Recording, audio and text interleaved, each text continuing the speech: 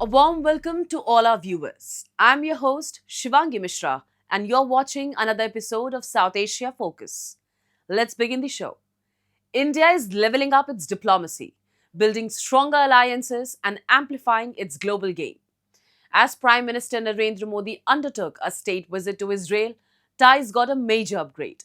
Welcomed by Prime Minister Benjamin Netanyahu, the focus was clear: defense, AI, cybersecurity, fintech, and trade.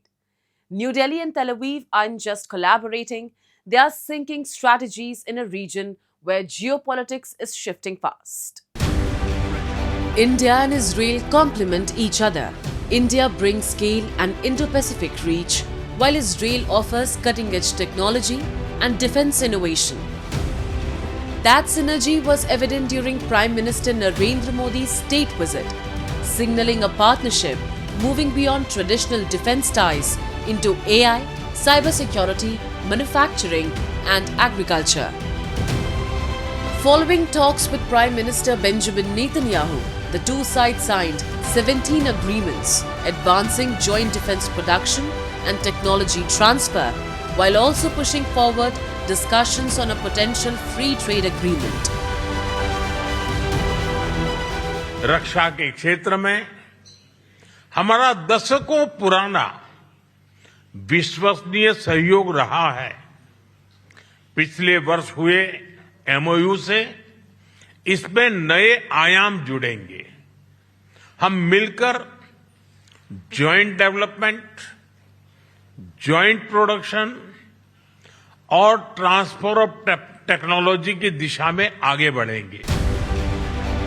During the joint engagements, Benjamin Netanyahu called the visit a defining moment for India-Israel ties, describing Prime Minister Narendra Modi as a trusted friend and a strong pillar of the partnership. He signaled that this isn't just diplomacy as usual. It is a next-level alliance set to expand across strategy, innovation, and big-ticket economic collaborations. I want to tell you how deeply and from the heart we feel both our personal friendship and the friendship between our governments and our peoples, and may this continue and flourish and strengthen, as I'm sure it will as a result of this visit. Thank you, Narendra, and thank you all. Highlighting the technology dimension of that partnership, Israel's Special Envoy for Trade and Innovation pointed to artificial intelligence as a key area where both countries can jointly shape the future. Israel's got the highest concentration of AI talent in the world. We have leading AI technologies. We know India also in your Bangalore, Silicon Valley region. You also are very advanced with AI innovation. AI is the future, and if India and Israel can actually ally, we can reshape or shape the future in the best possible way. Prime Minister Narendra Modi visited Yad Vashem in Jerusalem, paying heartfelt tribute to the victims of the Holocaust, a moment of reflection that went beyond protocol. It underscored a partnership grounded in remembrance, resilience, and shared values. Speaking alongside Prime Minister Benjamin Netanyahu at a joint press conference, Modi said, "Humanity must never become a victim of conflict," as he reiterated India's support for efforts toward peace in Gaza, blending moral charity with diplomatic outreach. Humanity must never become a victim of conflict. Gaza peace plan से शांति का एक रास्ता बना है। भारत ने इन प्रयासों का पूर्ण समर्थन किया है। भविष्य में भी हम सभी देशों के साथ संवाद और सहयोग जारी रखेंगे। India and Israel signal a partnership that blends strategy with sentiment, from defense co-production to shared democratic values.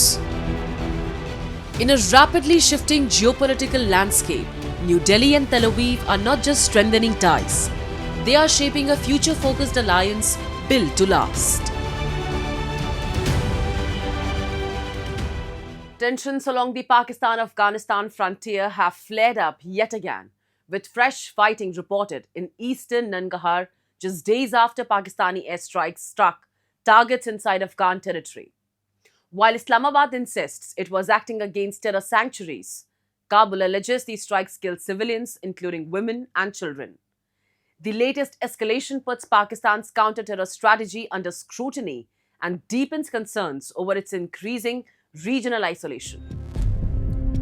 Fresh fighting broke out recently between Afghanistan and Pakistani forces in eastern Nangarhar, with both sides reportedly using heavy artillery.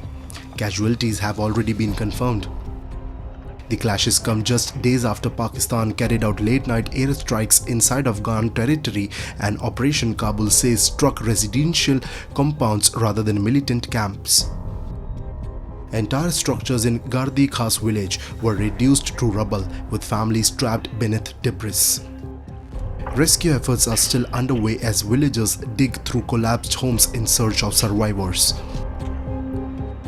تیره شپه د ننګرهار ولایت بیسود ولسوالۍ اړوند ګردي کس سیمه کې د شپې 12 بجې د پنجابي دښمن جټ تیارو بمباران کړی دی او په نتیجه کې زموږ عام ولس زنانه ماشومان سپینګیري په ډېره بېرحمۍ سره د شپې په ناوخته په دې روژه کې شهیدان کړي دي او دې سره یو لوی جنایت ترسره شوی دی.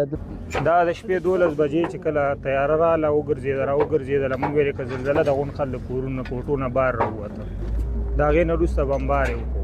بیا چې موږ دې کور ته رالو دې کور کې یو کس ژوندی پاتې و نور 2-3 کسان یې نور هم ایستلي خپل باقي چې 17 کسان غون شهیدان شوي. Taliban officials have condemned the strikes as a blatant violation of Afghan sovereignty.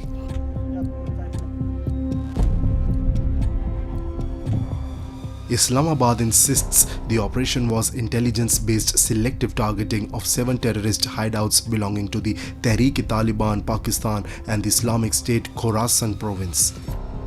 Pakistani authorities claim the strikes were retaliation for recent suicide attacks, including the bombing of a mosque in Islamabad and an assault in Bannu that killed security personnel.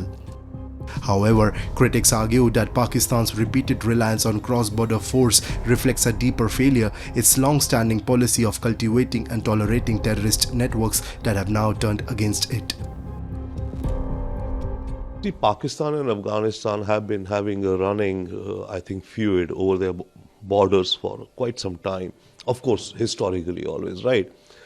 And surprisingly for Pakistan, when Taliban came to power, it assumed that Taliban would very much look up to Pakistan for guidance in terms of foreign affairs and strategic security relations.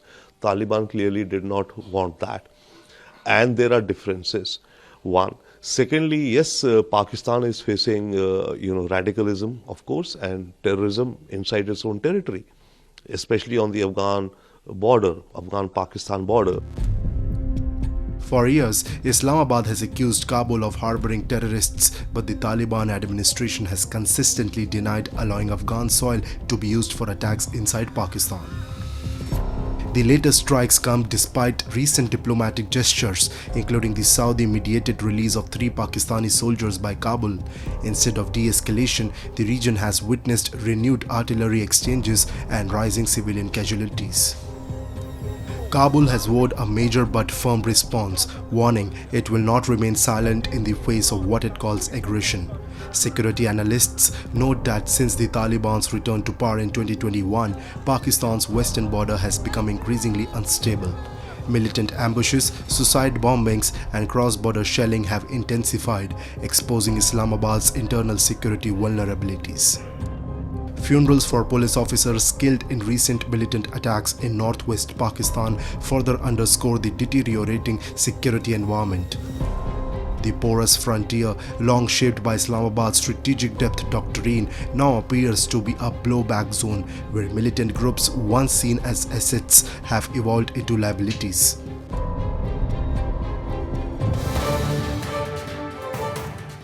Time now for Asia This Week, the stories from across the continent. Iran and the United States are sliding rapidly towards military conflict as hopes fade for a diplomatic solution to their standoff over Tehran's nuclear program, officials on both sides and diplomats across the Gulf and Europe say. Iran's Gulf neighbors and its enemy Israel now consider a conflict to be more likely than a settlement, these sources say, with Washington building up one of its biggest military deployments in the region since the invasion of Iraq in 2003. Israel's government believes Tehran and Washington are at an impasse and is making preparations for possible joint military action with the United States, though no decision has been made yet on whether to carry out such an operation, said a source familiar with the planning. It would be the second time the US and Israel have attacked Iran in less than a year, following US and Israeli airstrikes against military and nuclear facilities last June. Regional officials say oil-producing Gulf countries are preparing for a possible military confrontation that they fear could spin out of control and destabilize the Middle East. The weeks leading up to elections in Nepal have traditionally brought a rush of energy to the country's printing hubs. Press machines would rattle through the day and night, churning out party flags, banners, caps and badges in a blur of color and noise. The sharp scent of fresh ink would hang heavily in the air, a familiar sign that campaign season had arrived. The smell of printing inks has become thinner this year as the orders have slumped in comparison to that of the year 2022. Election campaigning in Nepal has rapidly shifted from traditional door-to-door outreach and printed materials to digital platforms, especially social media. Screen printers in Kathmandu's Bug Bazaar say campaigns once focused on physical visibility, but candidates now prioritize online engagement. For the March 5 parliamentary elections, parties have significantly increased spending on paid promotions. The shift follows new election ethics introduced by the Election Commission Nepal, limiting physical campaign materials and promoting transparency through partnerships with Meta and TikTok. Sportswear brand On Running has opened a factory in Busan of South Korea using robots to make running shoes and plans more robot factories in the United States and Europe as it tries to speed up manufacturing and delivery. Tariff hikes imposed by the United States, supply chain disruptions and geopolitical risks are driving some retailers and brands to explore nearshoring manufacturing or bringing it closer to the end consumer. On currently sources 90% of its shoes from third-party manufacturers in Vietnam and 10% from Indonesia, according to its latest annual report. The company first unveiled its Light Spray marathon running shoe made with a robot arm spring material onto a mold to create a sock-like upper during the Paris Olympics in 2024. The factory in Busan with 32 robots is a major expansion from On's first such factory in Zurich, which has only 4 and started production in July last year. It can produce about 1,000 pairs of shoes a day, with the spray-on method condensing traditional upper manufacturing, a 200-step process across multiple factories, into a single automated process. Steep tariffs imposed by the US on sportswear manufacturing hubs like Vietnam and China have hurt the industry over the past year, driving up costs. Women in Pakistan-occupied Gilgit-Baltistan are leading rare street protests against severe water shortages and prolonged power cuts, accusing Islamabad of systematic neglect. Viral videos from Gilgit city show residents braving freezing temperatures to demand basic amenities and political accountability. Activists now say the unrest reflects deeper constitutional and governance questions in the disputed region. Our report. What began as a local grievance in Gilgit city has now evolved into a wider expression of public anger. Residents say drinking water reaches homes for barely half an hour after gaps of 10 to 15 days. Electricity supply remains erratic, crippling daily life and disrupting water pumping systems. Despite sub-zero temperatures, protesters, including young women, have taken to the streets, demanding access to electricity, sanitation and employment. Viral footage of a woman confronting authorities has amplified the movement across the region. 10 दिन के बाद पानी आता है, वो भी government की तरफ से नहीं है, वो पानी बासिक पालों की तरफ से अपनी मदद आप के तहत हम लोगों ने अपनी ताउन से वो बनाए हैं बिजली, वो क्या कहते हैं, पानी तो है लेकिन वहाँ पंप चलाने के लिए बिजली नहीं है। तो 11 दिन बाद पानी आता है। तो ये हमारी औरतों की बदकिस्मती है। अब देखो, सोचो, गिलगित में इतना बड़ा दरिया सिंध के नाम से नीचे गुजर रहा है, लेकिन हम पानी के बगैर प्यासे इधर। तो ये कोई इंसानियत है? जो भी हुकूमत आती है अपने जेब भरती है, अपनी तजोरियाँ भरती है, वो चली जाती है, नौकरियाँ भी लेकर जाते हैं।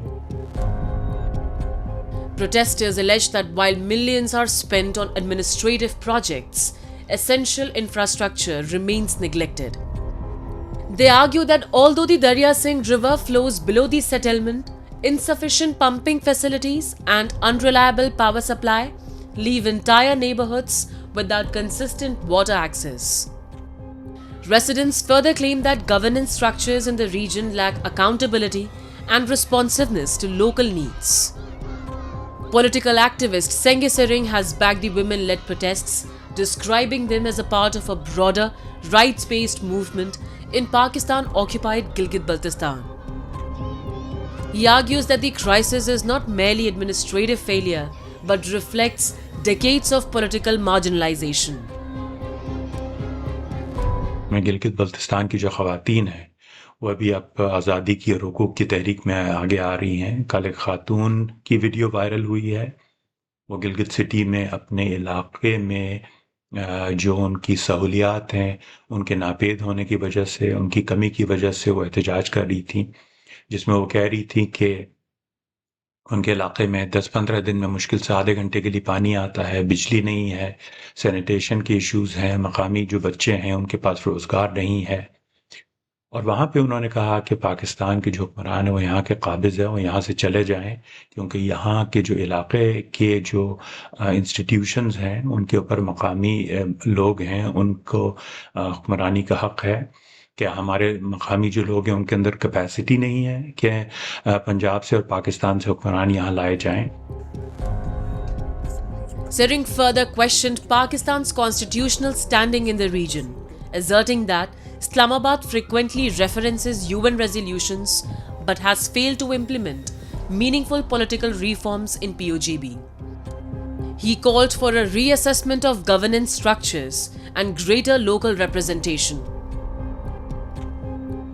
पाकिस्तान बार बार अक़वाम मुत्तहिदा की जो है रेजोल्यूशंस का जिक्र करता रहता है, करारदादों का, तो उस रेजोल्यूशन पे वो अमल करे और फ़ौरन यहाँ से निकल जाए। जिस तरह कि उस खातून ने कहा है कि आप यहाँ से दफ़ा हो जाएं, आपका यहाँ पे कोई काम नहीं है, क्योंकि हमारा जो आइनी रिश्ता है वो भारत के साथ है। और जब पाकिस्तान यहाँ से निकलेगा तो हम भारत के साथ बराह रास्त डायरेक्ट गुफ्तगू करके अपने हुकूक जो हैं, आइनी हुकूक और क़ानूनी और जो पॉलिटिकल हुकूक हैं उसके बारे में हम बात कर सकते हैं।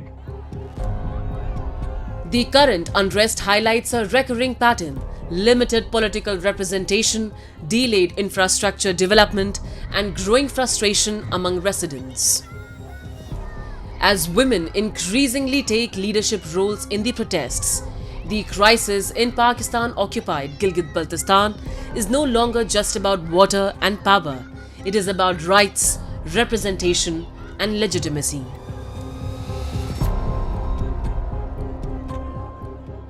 Dekho Apna Desh isn't just a slogan, it's a vibe. Prime Minister Narendra Modi's vision invites Indians to explore homegrown gems before flying abroad, and Gandhi Sagar in Madhya Pradesh is one of them. Set along the Chambal River, it is no longer just a dam, it's a rising ecotourism hotspot. Think stunning landscapes, adventure trails, a safe zone for endangered vultures, and a massive reservoir powering local livelihoods. This is how travel is reshaping lives, one destination at a time. Straddling the Mandsaur-Neemuch border in Madhya Pradesh, Gandhi Sagar is a dream spot for nature lovers. Backed by Madhya Pradesh tourism, the Gandhi Sagar Forest Retreat isn't just a stay, it's an experience. Think luxury in the wild, mornings on eco trails, butterfly park walls, and pure city-free calm. Visitors leave not just refreshed, but informed and inspired. Gandhi Sagar Forest Retreat eco tourism के क्षेत्र में लगातार बहुत अच्छा कार्य कर रहा है। बाहर से आने वाले पर्यटक यहाँ पर स्टे और फूड के साथ साथ वाटर स्पोर्ट्स, लैंड एक्टिविटीज़, जंगल में घूमने का एक रोमांचकारी अनुभव, उसके साथ बटरफ्लाई गार्डन और यहाँ के इतिहास, पुरातत्व कला और यहाँ की जैव विविधता से भी परिचित होकर जाते हैं। गांधी सागर फॉरेस्ट रिट्रीट के माध्यम से देश भर से आने वाले पर्यटक गांधी सागर की अपने साथ एक ऐसी याद लेकर जाते हैं जो उम्र भर उनके साथ में रहती है। Gandhi Sagar is fast becoming a go-to destination for the next generation. Adventure lovers can dive into water sports on the Chambal River, while the iconic Gandhi Sagar Dam stands as a marvel of engineering. The vast reservoir offers postcard-perfect views, and ancient rock art and nighttime stargazing adds a unique edge, especially for young travelers. With government-developed facilities, Gandhi Sagar now offers a complete tourism experience. ठीक है, चंबल नदी में boating और kayaking वगैरह ये सब हमने अभी एक्सपीरियंस किया है।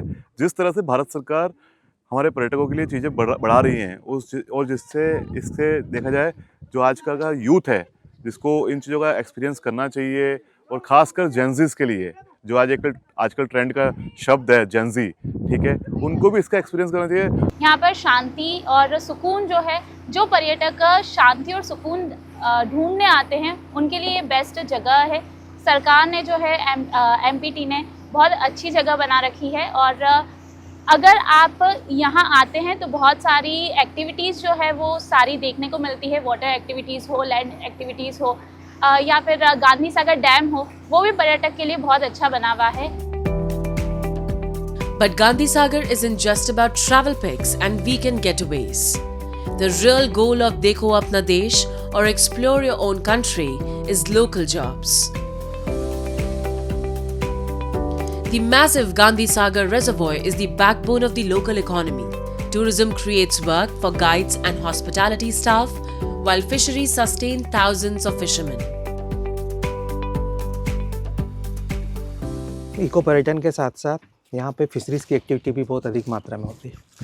यहाँ पर लगभग हमारे पास 2800 मछुआरे हैं जो विभिन्न मत्स्य सहकारी समितियों से जुड़े हुए हैं, जिसमें से 1000 के आसपास सक्रिय मछुआरे हैं। अगर एक परिवार के 4-5 सदस्यों को भी मान लिया जाए तो 1000 मछुआरों को सक्रिय रूप से रोज़गार मिलता है, और लगभग 3 से 4 हज़ार लोगों को इनडायरेक्टली भी रोजगार प्राप्त होता है। Beyond tourism and jobs, Gandhi Sagar is a biodiversity hotspot. This vast wetland turns into a winter hangout for thousands of migratory birds and flamingos from India and beyond. It's also a safe zone for endangered vultures, while crocodiles and otters signal a thriving ecosystem. Even as ecotourism grows, the focus stays on protecting this fragile natural balance. Gandhi Sagar एक बहुत बड़ा wetland है। यहाँ पर प्रति वर्ष हज़ारों की संख्या में माइग्रेटेड बर्ड आते हैं, और ये आप जो पीछे देख रहे हैं यहाँ पर वल्चर जो विलुप्त की कगार पे हैं, जो मध्य प्रदेश में 2 जगह ही मिलते हैं। एक तो अपना गांधी सागर है, यहाँ पर मिलते हैं, और दूसरा जो है पन्ना टाइगर रिजर्व में पाए जाते हैं। गवर्नमेंट भी जो इसके लिए इको टूरिज़्म को बढ़ावा देने के लिए कई पॉलिसीज़ और इसका चल रहा है, और यहाँ पे टूरिज़्म को आकर्षित करने के लिए भी यहाँ पे फॉरेस्ट रिट्रीट टेंट सिटी है। यहाँ पे टूरिज़्म आते हैं और यहाँ रुकते हैं, यहाँ का एक्सप्लोर करते हैं। यहाँ पे जो जलीय जीव भी बहुत सारे प्रकार के यहाँ पाए जाते हैं, जिसमें ओटर से उदबिलाव, मगरमच्छ है यहाँ पर, और सबसे बड़ी बात यहाँ पर है कि फ्लेमिंगो, जो हजारों की संख्या में फ्लेमिंगो माइग्रेट होकर यहाँ आते हैं। Gandhi Sagar shows how ecotourism can protect nature while uplifting local lives. It blends calm, adventure, jobs, and natural beauty, capturing the spirit of a new, confident India. If you're craving a break from the fast lane, Gandhi Sagar is calling. Explore the country, take pride in it. Gandhi Sagar isn't just a getaway. It's a shining example of how ecotourism, conservation, and local livelihoods are coming together under the spirit of Dekho Apna Desh to power a more confident, self-reliant India. And with that, we come to the end of this week's episode. See you next week. Till then, goodbye and take care.